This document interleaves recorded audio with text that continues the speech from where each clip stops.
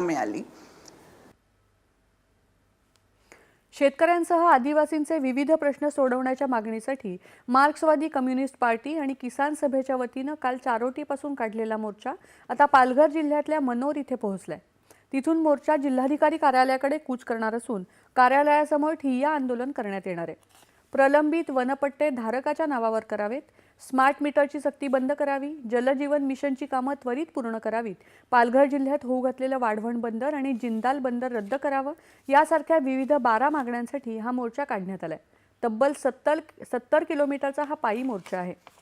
मार्क्सवादी कम्युनिस्ट पार्टीचे डहाणू विधानसभेचे आमदार विनोद निकोले, किसान सभेचे राष्ट्रीय अध्यक्ष अशोक ढवळे आणि शेतकरी नेते अजित नवले या मोर्चाचं नेतृत्व करतायत। मागण्या मान्य झाल्या नाहीत तर वेळ प्रसंगी मुंबईकडे कूच करू असा इशारा अजित नवले यांनी दिला आहे।